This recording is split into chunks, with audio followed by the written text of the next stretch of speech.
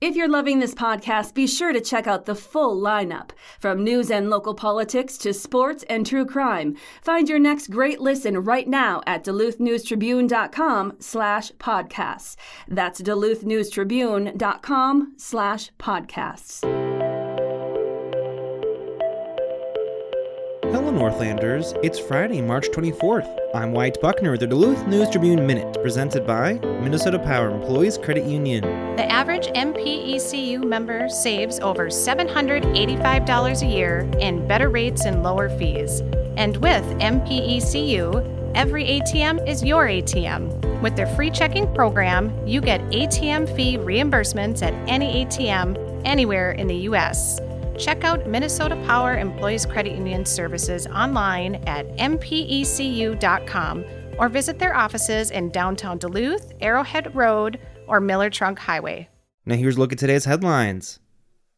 One person was airlifted to a hospital and 2 others suffered minor injuries when a school bus crashed into a pickup truck early Thursday in Paulo, authorities said. The collision was reported at County Road 100 and Paulo Road 41 in White Township just before 7:30 a.m., according to the St. Louis County Sheriff's Office. The bus was transporting several students to Mesabi East High School in Aurora, about 10 miles north of the crash site. Authorities said the bus failed to stop at the intersection, striking the truck before careening off the road and into some trees. The driver of the pickup, Theodore Fredrickson, 53, of Mackinnon, was transported by North Memorial Air to an unspecified hospital with unknown injuries. Bus driver Bonnie Locken, 70, of Hoyt Lakes, was treated for minor injuries, as was one child. No charges have been filed. The sheriff's office said the crash remains under investigation.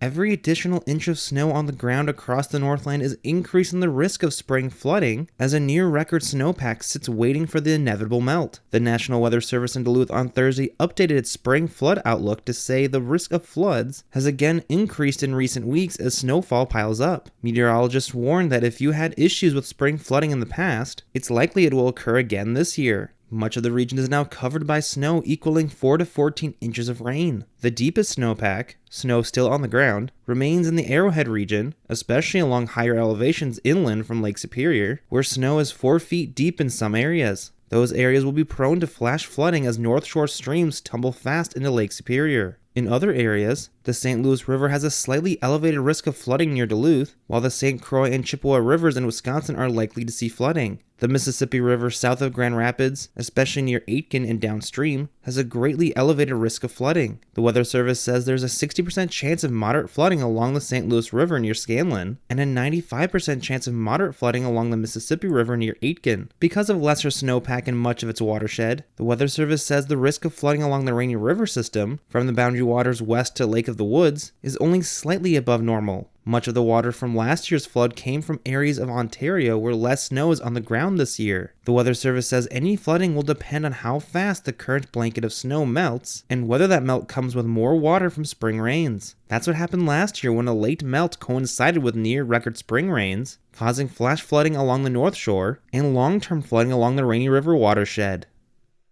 There will be many fresh faces in the Duluth City Council in 2024, as Hannah Alstead became the 4th councilor to announce plans to step down at the end of the year. Others who previously announced they won't seek re-election include 1st District Councilor Gary Anderson and at-large councilors Eric Forsman and Noah Hobbs. Alstead was appointed to the 9-member city council in July following the death of Councilor Renee Van Nett. She represents the 4th District, including the Lincoln Park, Piedmont Heights, and Duluth Heights neighborhoods. Councilors selected Alstead from a field of 3 candidates, who applied to serve in place of Van Nett after she died from cancer in June. In October, just a few months after joining the council, Alstead was hired to serve as the political and labor director for Teamsters Joint Council 32, representing 75,000 union members across Minnesota, North Dakota, South Dakota, and Iowa, a demanding job that involves travel. In addition to her job with the Teamsters, Alstead serves as cheer coach at the University of Minnesota Duluth. She previously served as Northeast Regional Outreach Director and Constituent Services Representative for U.S. Senator Tina Smith.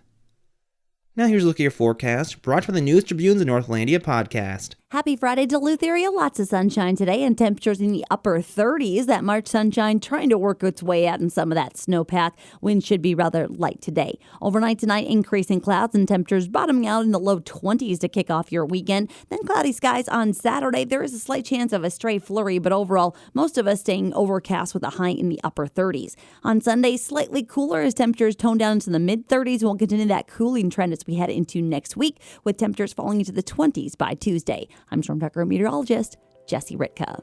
Thank you to the Northlandia podcast for their support. The weekly podcast explores curious and unique stories here in the Northland. Each episode celebrates the region's distinctive people, places, and history. This week, reporter Jimmy Lovren looks into how a few feet of Wisconsin ended up on the Minnesota side of the St. Louis River. You can find that episode Saturday, along with previous episodes of Northlandia at duluthnewstribune.news or wherever you also get this podcast. Reporting for today's episode was done by John Myers and Peter Passy. Thank you for listening to Duluth News Tribune Minute. Have a great weekend, and we'll see you back here on Monday.